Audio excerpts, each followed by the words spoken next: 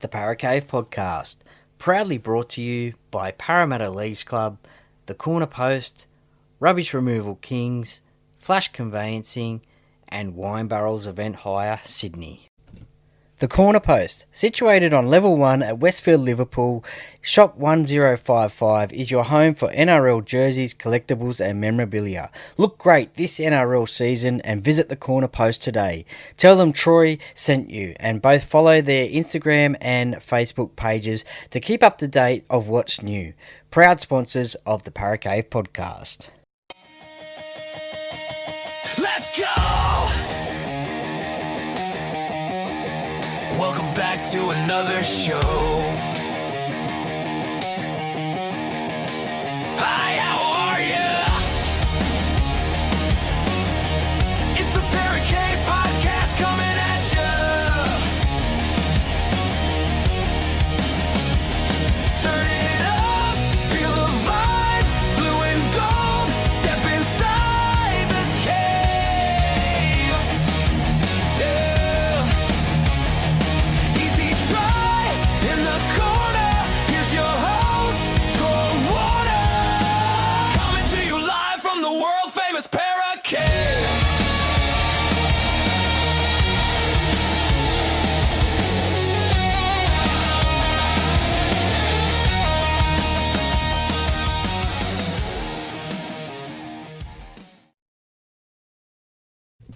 Hi, how are ya? Welcome back to another episode of the Paracave Podcast. This is the game review podcast. Sorry, not the game review, the game preview podcast of round number 2. The Brisbane Broncos at home to our Parramatta Eels up there at Suncorp Stadium Thursday, 8 p.m. And joining me once again is Ben from the Corner Post. How you going, Ben? I'm going good, mate. I'm feeling a lot better than I was the last time that we did a podcast. I had a few days to sort of unravel now and let it all sink in and move on from it. So we'll leave that one in the past and look forward to round 1 this week. Well, I'm hoping that is what Jason Riles and the crew have done as well. They've put that one in the rubbish bin, the skip bin, and obviously they knew what happened and they have moved on, put that in the rubbish bin, the skip bin, moved on, and as you just said, this is round 1. So there's a lot of ground to make up, but starting this week against the Broncos. So look, I'll just go through a few stats before we get into this current game. And look, these two sides, obviously the Broncos joined in 1988. They have played 68. These two sides are actually pretty well evenly matched, believe it or not. So 68 matches between these two clubs since 1988. 38 the Brisbane Broncos have won. The Parramatta Eels have won 29. At Suncorp Stadium, actually Suncorp Stadium since 2003. There's been 21 matches, and actually Parramatta hold the advantage. 11 wins to Brisbane's 10. Can you believe that one? So, yeah, pretty good We always record. do seem to go well at Suncorp, you know. Yeah, It does seem to be a happy hunting ground when it's not Magic Round up there. Yeah, no, absolutely, absolutely, 100%. Well, in the total amount of Brisbane Broncos home games between these two clubs has been 37 matches. The Broncos 19, Parramatta 17. So similarly, pretty well matched there. Look, if we let's go to a few of the players. Some of the players that have played for both clubs. Look, the ones that I can think of off the top of my head without going through all the reports and whatever. Stuart Kelly, do you remember Stuart Kelly, the centre? Bit before my time, but one Right. that does spring out on the top of my head is Corey Norman. I think he's a bit more in my time. Right, yes, Corey Norman definitely started off at the Broncos and then came to Parramatta and then went to St George. But Stuart Kelly, he was a centre. His nickname, believe it or not, was Stupid. That was his nickname. I don't know who gave it to him or what, but it could be... I think that's mine too sometimes. Well, the answer could be in the podcast chat that I did with him. Or, look, I don't know exactly when that was, but it was a while back now. So search that one and you'll be able to hear that. And who else? Casey Maguire as well. He might have been a bit before your time as well. He played in the No, Casey's in my timeline. I think he was early 2000s, wasn't he? 2006 grand final for the Broncos, and then he came back to Quite Parramatta. like Casey too, actually. He was unfortunately the sort of the forgotten man at Parramatta when Hindy, because he retired the same year as Hindy and Luke Burt, so he was sort of like the forgotten man, unfortunately. PJ Marsh as well, also played for the Warriors, but also played for the Broncos and Parramatta, most notably. Casey Maguire, we've said. Corey Norman, we've said. Joe Offahengawi recently over to the Super League. He played for both clubs. Tom Opacek as well. He's been gone now for a couple of years. Brett Plowman, who I've had on the podcast. We've also Reece Robinson as well. So there's been a few that have played for both clubs. I'm trying to think of probably Joe Offahengawi is probably the most recent one, I'd say. Yeah, I'd say so, probably. I think his time at the Broncos is a little bit forgettable, though, is it not? Well, I think he did play Origin from the Broncos. I think I could be wrong, but I yeah. mean, we can count Jonah Pezet too. He's a future Bronco. Well, that'll come up next year. But look, I cannot go past, and I should not have forgotten this one. But the late great Carl Webb as well. He played for both clubs as well, Brisbane and Yeah, Parramatta. I did actually forget about that one myself, actually. He was a good player in his day, Carl. Yeah, so most notably a Brisbane Bronco, but also a North Queensland Cowboy as well, Chris Walker as well. Now, I'm going to ask you, favourite Parramatta Broncos matches, classic matches. What sort of matches stick out for you between these two clubs? Well, if you're asking my favourite one, it's obviously the smashing that we gave them in, I believe it was week one of the finals a few years back.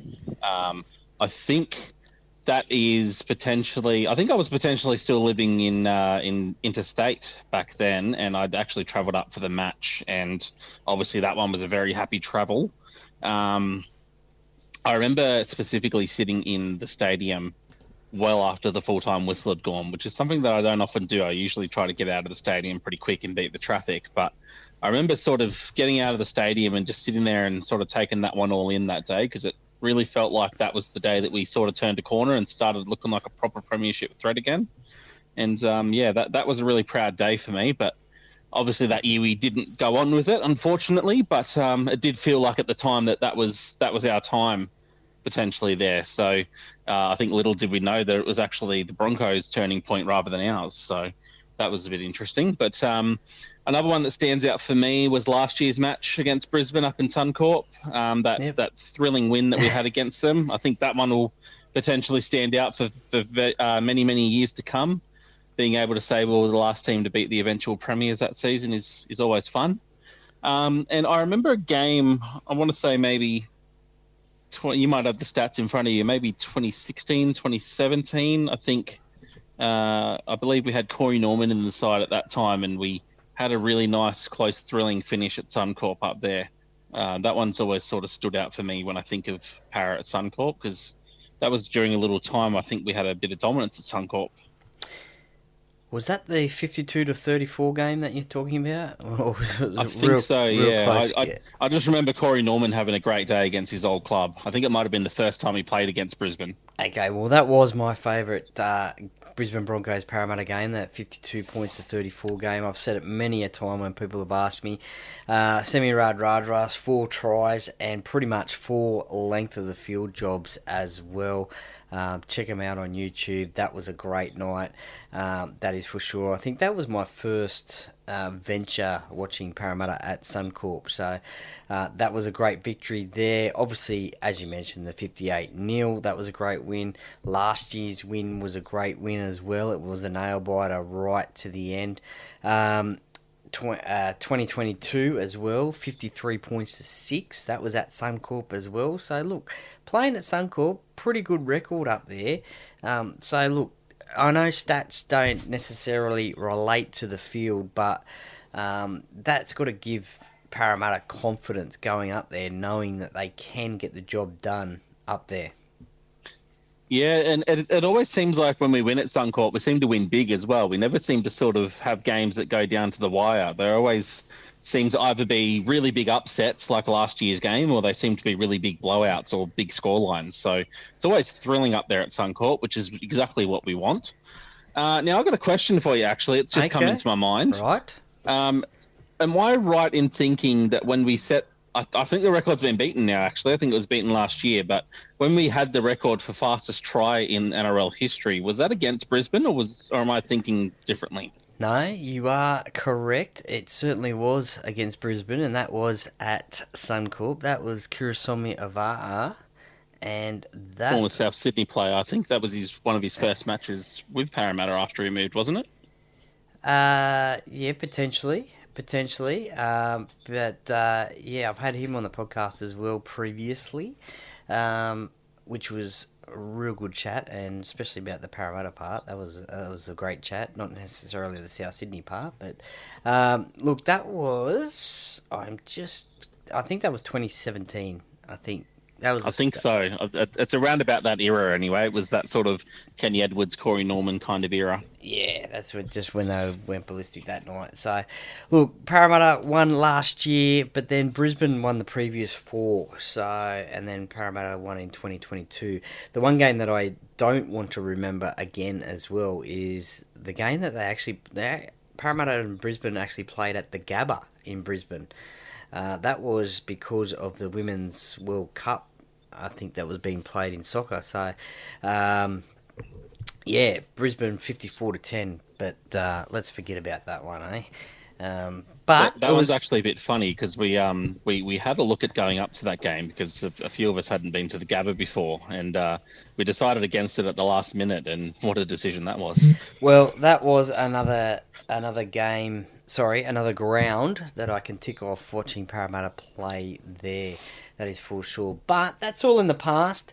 Let's go to the future. Let's go to this game here on Thursday night. And look, the Parramatta side, Isaiah Iongi, Bailey Simonson, Will Penasini, Sean Russell, Josh Adokar returns, Jonah Pezzett, Mitchell Moses.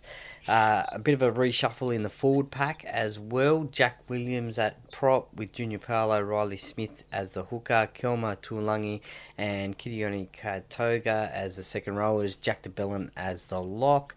On the interchange bench, Dylan Walker, Sam Tuivasa, Matt Dury, Talon De Silva. The 18th and 19th players are Charlie Geimer, Joash Papali, and look, going down into the 2021 and 22, we have Jordan Samrani, Brian Kelly, and Luca Moretti. So out of this team, obviously Jermaine Hopgood suspended, so Jack Williams goes into the prop position for Parramatta. Was that a surprise for you, Jack Williams going into the prop position? I think he does play his best football at the second row position. No, not necessarily. I think he does like playing prop. He spent most of his career at the Sharks as a prop, if I remember it correctly. He doesn't do a bad job at prop either. So, look, I think after last week, something had to change. Obviously, internally, we have decided that the changes needed to come throughout the forward pack rather than the back line. I may have argued that maybe the back line deserved more of a reshuffle than the forward pack, but I've not got the technology and the know-how and all that to go through those sort of intricate stats that obviously they've done over the week. So they've obviously identified that that's where they needed a bit of a shift, and they've made an adjustment. Whether or not you think it's a big enough adjustment is another story, but there has been an adjustment. I imagine there'll be a big adjustment coming off the bench as well. So I think there maybe will be less of the likes of Walker, DeBellin, Paulo on the field at the same time. Maybe they sort of try to split their minutes up and make sure that there's always sort of a fresh veteran presence in the forward pack there rather than having them all sort of around the field and around the ball at the same time. I think we'd be smart to sort of steady the ship at all times rather than trying to have that big center punch like we tried last week, which obviously didn't work out the way that we wanted it to. So, it's interesting how they've done it. I think that you could have potentially maybe started Dury, or you could have potentially. What else could we do? You could have potentially had Tuivasa at the starting prop, which is, I think, what a few of us expected. I don't mind Williams starting there, though. I do like Katonga and Tuolangi as a second row. Um, I do like DeBellin in there with them as well to sort of give them that calming presence too. So I'm a bit more interested to see what goes on in the back line this week, because there's a big reshuffle there with Adokar coming back in. I did maybe potentially expect Simonson to get dropped in favour of Brian Kelly. I did really think that Brian would line up next to Josh and maybe Russell goes to Penasini's wing, but that's obviously not what's happened. They've decided that the reshuffle needs to happen in the front row this week, and I guess we'll see how it goes. Yes, so of course Josh Adokar comes back from his broken thumb. I think it was 3 weeks out, because there was the trial game, then there was obviously the week between the trial game and the competition starting, and last week. So I think this is possibly the third week, maybe. And yeah, Sean Russell goes back into the centre position. Look, that's got to be a big boost though with Josh Adokar coming back. Hopefully we can see some of his speed on the wing. Look, I think Bailey, a chance to redeem himself. Look, I think Jason Riles has probably named this side and probably get, for these players that played last week especially, a bit of redemption of what happened last week, and a chance to, redeem themselves and prove themselves. But I think, I think this is probably the strongest back line that we could probably have at the moment from 1 to 7. I don't think there'll be many changes there. In terms of the forward pack, look, as I said, I was very surprised that Jack Williams was there. I thought maybe, potentially, Luca Moretti, maybe. I'd probably leave Sam Tuivasa on the bench, to be honest, just so, you got a big unit on the bench, fresh, he can come on and, give a, you got Junior Paolo there, maybe comes on for him. So I think maybe that would have been the sensible thing, to leave him on the bench. So I thought maybe Charlie Guima might have got a start ahead of Kelmer. But still, I think it's a pretty reasonable side. I don't think you'll see Jack Williams play a traditional front row spot. I think he might sort of float a little bit, but we'll just have to wait and see. Yeah, look, I'm not sure if it is the most comfortable side on paper, but as we'll get into with our next segment, you do have to counter the Broncos' threats in one way or another. Now, the Broncos have a lot of threats out there on the field, as we know. Now, you've sort of got your upside and your downside of the Broncos. So we saw a lot of their downside over the off-season. We saw a lot of their downside in that World Club Challenge match in particular, and we saw a lot of their upside in that game as well. Now, last week against Penrith, we saw a lot of their downside.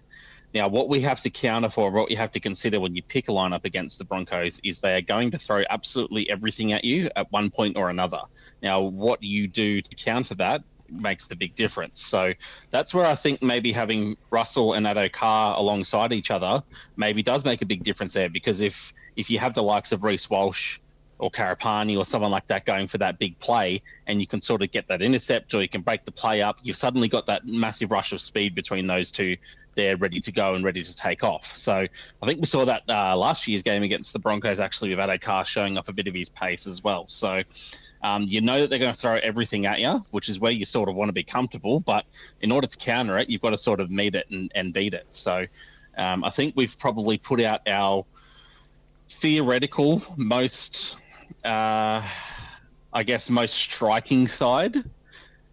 But it was never going to be a comfortable lineup, I don't think. But that's probably by design too. So who do you see as the Broncos' threats? How do we counter that? Oh, well, look, obviously Reece Walsh is a threat. We all know that. Payne Haas through the middle. We saw last week that Parramatta were pretty disappointing through the middle there, their middle defence. So, obviously, Payne Haas, he'll play big minutes. I don't know whether Ezra Mam will go back to the bench and Ben Hunt start the game like they did last week.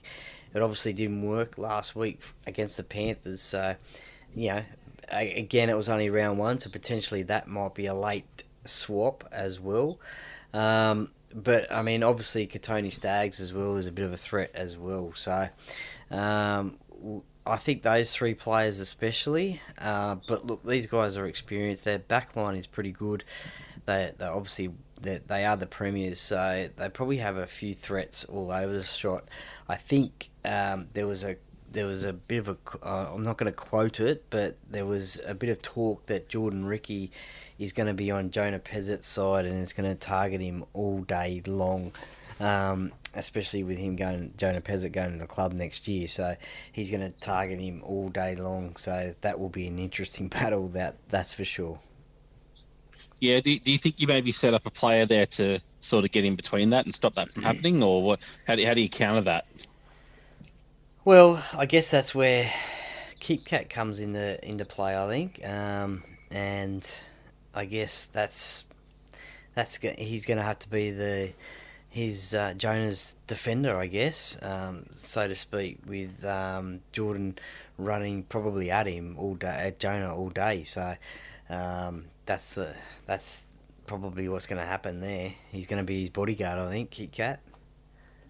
Yeah, I think I've had worse bodyguards in the past, so that's probably a pretty menacing fella to have sort of watching your back for you. So I don't think Jonah will be all that upset about having Kit Kat as a bodyguard. Yeah, well, I mean, despite a few errors last week, I think Kit Kat was one of the best players for Parramatta in a massively losing side. As I said, despite a few errors, I think he played pretty good. So hopefully he can keep that up this week as well.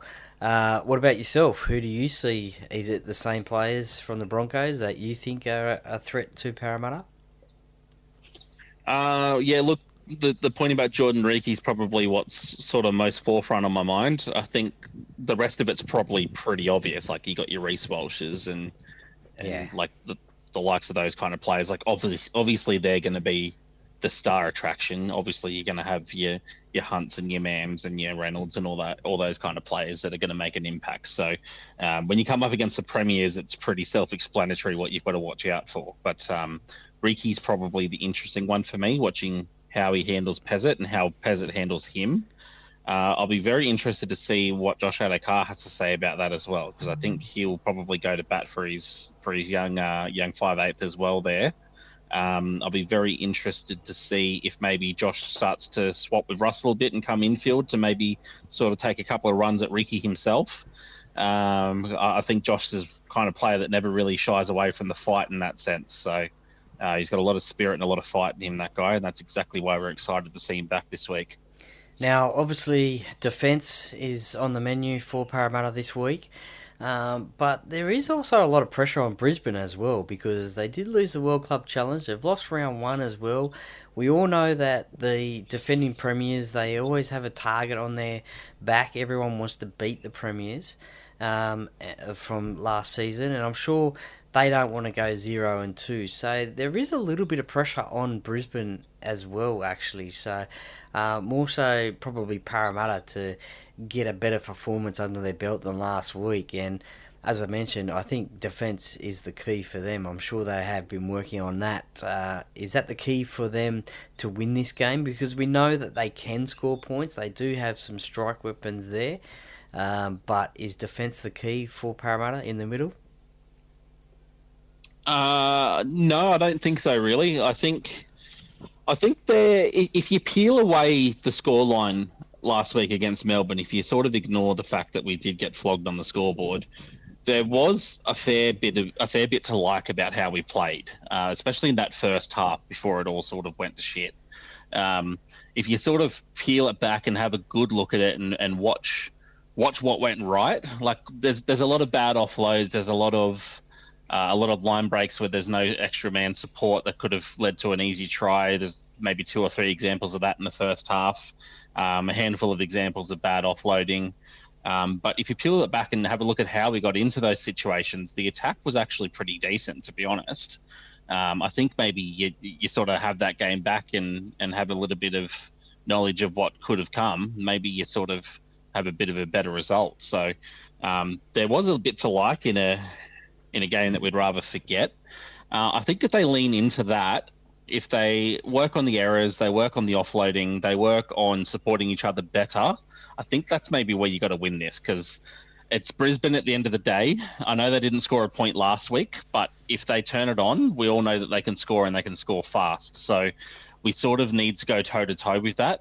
I think they excel at what we're trying to get good at the moment. And I think it's going to be hard to sort of beat them at their own game when it comes to that quick defense and that quick getting back to the line and those quick play the balls and stuff like that. I think we just need to go out there and play our own game, do what we're good at, get under their skin a little bit. I think that's where I'd like to see Adokar and Pezzett sort of step up a little bit. Riley Smith as well. We all know they know how to get under the skin of the opposition players. Maybe a bit of chat, bit of talking, bit of, that seems to be what gets Brisbane going. They seem to be a team that likes to react to I guess the grubbiness and the grubby tactics and whatnot. And I think it's pretty easy to sort of I guess bait them into a penalty a little bit. I think that's a big area that we were very poor in last week, was giving up too many set restarts and penalties and whatnot. So if we can flip the script and maybe sort of try to get in there and make the game our own, who knows what could happen, because that Brisbane team is just as likely to implode as it is to explode. Yeah, definitely. I think the start to the game is crucial for Parramatta. They obviously got off to the great start that they wanted to last week, but obviously didn't go on with it. But that's key, and I guess, as you said, they don't want to be chasing points. They want to lead from the front, and also the discipline as well. They want to improve on the 6 agains, because that was killing Parramatta last week, and hopefully not give away as many penalties as well. But for me, the big thing is the defence in the middle, because some of those tries last week were right at the middle. I mean, that Harry Grant first try, his second try, they were just carving it up through the middle there. So, so that's body like Jack Williams probably goes a ways to fixing that. Yes, that is potentially, because we know he is a good defender. So that does potentially fix that a little bit. But I'm hoping actually that Sam Tuivasa gets to play this week. It was exciting during the preseason, and he's a big body, and unfortunately it was due to the nature of the Isaiah Iongi HIA that Joash Papali came on. I'm thinking they may... I mean, it all depends on how the game goes as to what's going to happen in terms of this new 6-man bench, because, again, we are just getting used to that, this being the second week, so, and the coaches are getting used to it as well. But I'm really hoping he gets a run, that's for sure. All right. Yeah, look, I think he probably will get onto the field as long as Isaiah stops accidentally on purpose headbutting other players' shoulders, because apparently that's how the NRL saw that one. If he stops accidentally headbutting other people's shoulders, I think we'll be all right. Yeah, well, that was controversial in its own, wasn't it? Alrighty. Now, the all-important... I think we've covered all bases there. It's going to be a great game. There'll be a pretty decent crowd there. Thursday nights are always hard to get a crowd there, but these two sides, they do attract many fans there. Obviously, Brisbane, they get a lot of fans there. There's going to be a lot of travelling Parramatta fans get up there. Let's get into the predictions. Just give me a score prediction and a first try scorer prediction. What do you got? I'm going to give you a hat trick here. I'm going to give you a crowd prediction as well, because I feel like I've got a little one up my sleeve here. Right, well, let's do that both as well. I'll do that one as well. Give me 25,381. Don't ask me where I pulled that number from, but we'll see if that's close. Okay, well, make sure you write that down, and we'll have a look on Friday, and then we'll include that in the game review. So 25,000, what was it, 381? 381. Just write that down right there down. for you. Okay, what's the score going to be? Can Parramatta win this game and get their first win of 2026? Now, you and I had a conversation about this over lunch recently, and I have a bold theory that I think you quite liked at the time. Now, judging on my tipping form last week, which was absolutely abysmal, I've actually opted to tip against Parramatta and tip Brisbane this week to see if maybe I'm the reason why they lost. So Okay. I'm going to tip Brisbane. I'm going to tip them publicly and see if maybe I can break the hoodoo. Um, worst case scenario there for me is Parramatta loses and I get a correct tip. So best case scenario is my tipping stays horrendous and Parramatta gets the win. So win-win, I guess. Okay. Yep. I'm going to say Brisbane wins this one. I think it's going to be a high scorer. Give me 28-20. Okay. Nice. Well, not nice because Brisbane winning, but hopefully hopefully you don't get the tip right. But first try scorer, who you I'd got? love to be wrong.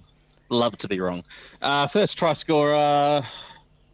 It's always tough. I always like to either lean towards a middle or lean towards Adokar. But or first para try scorer or first game try scorer. Oh, look, you can go first game scorer if you want. I think first game scorer, I'll go Reece Walsh. But first para try scorer, give me Adokar. Okay. Yep. Nice. Well, I am going to tip Parramatta, but my tipping was abysmal last week as well. I think I only got 3 right, so that was pretty poor. I'm in 101st spot in the tipping comp out of 116. So my 11-year-old. I'm too scared to look. Yes, well, my 11-year-old daughter Ella is coming fourth at the moment, so she did very, very well. Shout out to iconic Elle. Look, I'm going to tip Parramatta. I'll tell you what, actually, on the tipping, Yep. I've actually got a mate of mine who said, because everyone's had an abysmal week because that week one was just all over the shop. But he said there's actually a guy in his tipping comp that went 8 for 8 and even got some of the score lines correct. And I think that guy is absolutely full of it. There is no way that you get 8 for 8 after a round like that. Yeah, no. Yeah, no, that's true. Very true. My first try scorer will be. I'm gonna go Sean Russell again. I think he can get the first try again, back to back weeks. We saw last year he scored that great chip and chase try. I hope there's another one of those this weekend. But yeah, I'm gonna go Sean Russell.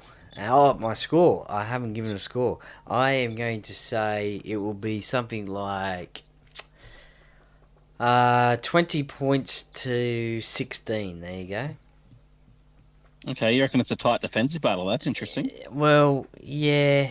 We both know these teams can score points, but I think obviously both teams have worked on their defence this week at training because they all got beaten comprehensively. And look, I just think there's a lot of pressure on Brisbane this week, going for if you include the World Club Challenge, a third straight loss, and to start off their defence of their premiership. So, look, I think there's a lot of pressure. Oh, I didn't give you a crowd figure actually either. Look, I reckon there might be 30,000 there, to be honest. I think there's going to be something like 30,000. I'm going to say 31,333. There you go. I just 31,333. All right, let's put that down. All right, and we'll see what we come up with at the end of it. Right. Now, I've got a question for you on this one. Now, This is something that I probably should have brought up at the start to sort of get our brains working a little bit here. But one thing we haven't covered right now, and I know this from experience because I do have a mate that's up there. Okay. It has been absolutely abysmal weather in Queensland of late. Now, how are we looking for a weather report on this game? Because I think our predictions for the scoreline might be a little bit skewed if it's a wet field. Okay, let's just talk amongst ourselves. Look, okay, Thursday, I've got it actually. Brisbane, Thursday, 19 to 32 and sunny. So it doesn't not. Well, it might be their first sunny day for a while. Yeah, Thursday's chance of precipitation is 0%. So there you go. We hopefully should have a nice, dry, fast, hard track. So Well, that might also affect my crowd prediction there too, because I think if they're finally getting a chance to get out and about after a wet and wild week, they might actually turn up in well, numbers too. So you may get your crowd number win there, I think. okay, well, you should have done your research on the weather, but that's okay. Nah, all good. Well, this game is obviously on Channel 9. It's obviously on Fox League as well. I think Triple M are covering that one over across the radio as well. So that's where you can watch it or listen to it. I will be watching it for sure, as will Ben. Thank you very much for joining me once again, doing this preview of this game. Let's hope when we do the review, it's a lot happier than what we did last week. Yes, I have enjoyed this one, and I will enjoy sitting down for a cold one with a couple of mates and watching this game, I reckon. Go Para.